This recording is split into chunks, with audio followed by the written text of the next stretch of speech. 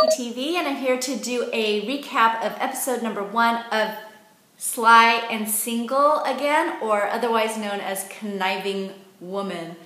I think for me, both of the titles just was not pleasant. I feel like it really kind of undermines the female lead character, Lee Min-jung, and it also was really misleading. I thought at first that she was a woman who was really conniving or really sly, very strategic, and very underhanded and sneaky about winning back her husband's affection, but that's totally not the case, and this is my recap of episode 1 to show this point. So in the first episode, you see that Naira works at her mom's restaurant, and Naira and her mother are very hardworking women, and then you see the dad and the brother just loafers. They're just basically mooching and living off of these women, and so you kind of get a background feel for why the mother was pushing Naira or Lee Min-jung's character to marry and date a really good hardworking man. So this is kind of setting up the scenario for Lee Min-jung and the person that she's going to be in love with.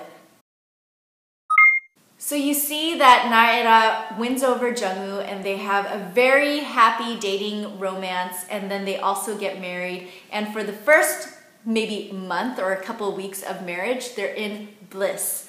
But then the bomb drops and Jung-woo says that he wants to strike out on his own and try to get his own business running, and then you run into a whole host of problems and misfortune.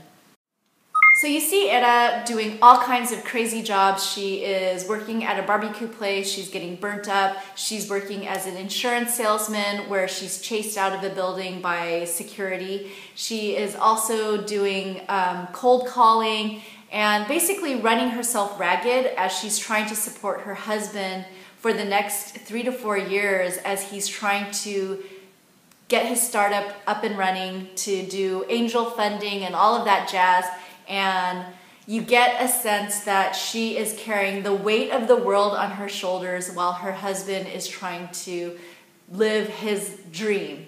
So it's almost like she kind of got stuck with the family history where her dad was kind of mooching off of the mom, but not in the same way, because I feel like Jung-woo was really trying to do his best in getting his business started up. It just took a while.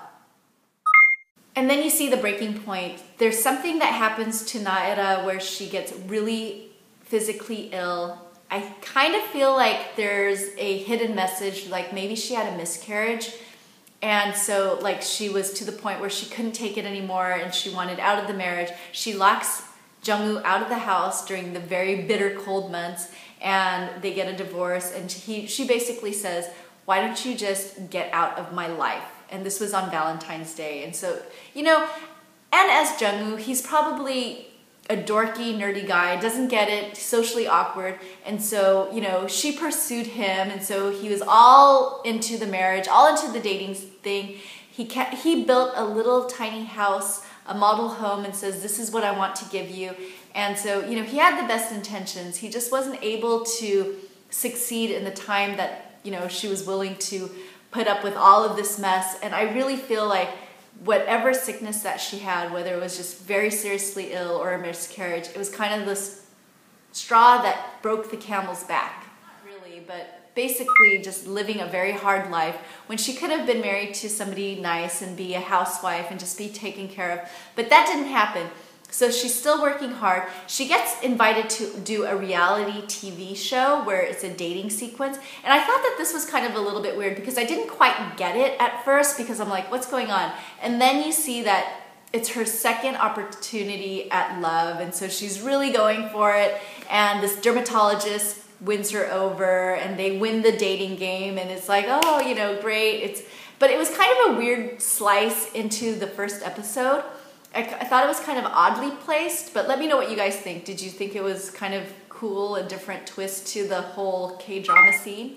But all is not well in this drama scene, because the reality show and the reality of life is that the dermatologist that was faking trying to woo and win Naira over, he basically just wanted to do it as a commercialization of putting his practice in viewership and winning over fans and getting more clients into his dermatology office.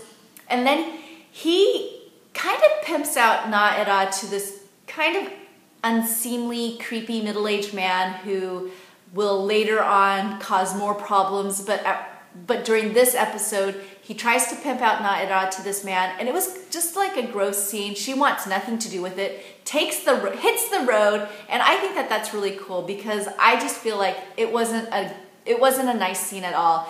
And the dermatologist was a jerk. The girl, the really young girl who was all like eggyo and cute, she was just not nice to Na-era, and I feel like she really got shafted in this whole reality dating scene. So in the first episode, you see that she's not very sly and conniving. She's a hard-working candy girl. She's just really being misunderstood, and just kind of life is just pushing her down unnecessarily. So to top it all off, Na-era, during this whole thing where she has to trudge all the way home back from this resort area from the creepy man, so she goes to a pojangmatcha, which is like a freestanding cheap eatery, and she's having drinks. Her makeup's all smeared because of the rain. Her lipstick's all like halfway through her face, and she looks like a scary clown, and clowns just freak me out. And then you hear across the way in the same pojangmatcha that these guys are like, oh yeah, you know, Jung-woo, he's, you know, the CEO of Don't Talk, but his ex-wife is this horrible woman, and she tried to get this alimony out of him, and she was this bad person. Na-era knows that they're talking about her, and it's like defamation of character and slander and all this other stuff. So she gets into a fight with three guys, and I gotta say, Na-era, she's kind of hot-tempered, and this is probably why she couldn't take it anymore during her marriage. So she was like, she was at her breaking point with the reality show guy, the creepy man at the resort, and now these guys just kind of getting the story completely wrong. She chucks a chicken at the man's face, knocks him out, and so she goes to jail because of this. So her best friend tries to bail her out, and how she gets her out of this situation, and the only way she could get her out of this situation is to call Jung-woo. So after all this time, Jung-woo's back in the picture, and you know, he's got to feel like what happened to the marriage, just like Na-era is like, you know, what happened to this future that I envisioned. And for me, I feel so much more for Na-era because she paid off of his debt that they incurred during their marriage. He just went off and did whatever he thought, just kind of careless to the fact that she was working so hard all of those years. Even after they got married, she was still working hard for him, and he's still not getting it. And then now, where she really needs his help, she looks like a scary clown, and he's just being a pompous kind of a jerk.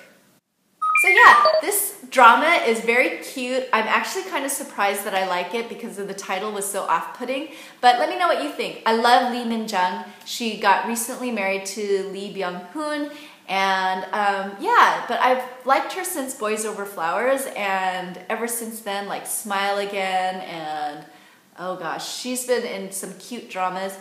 And I just like her kind of spunky character with her kind of facial interactions and her emotions. I just think that she's a good actress. So let me know what your thoughts are on Sly and Single Again or Conniving Women. Horrible, horrible titles, but let me know what you guys think. Talk to you soon. Bye-bye.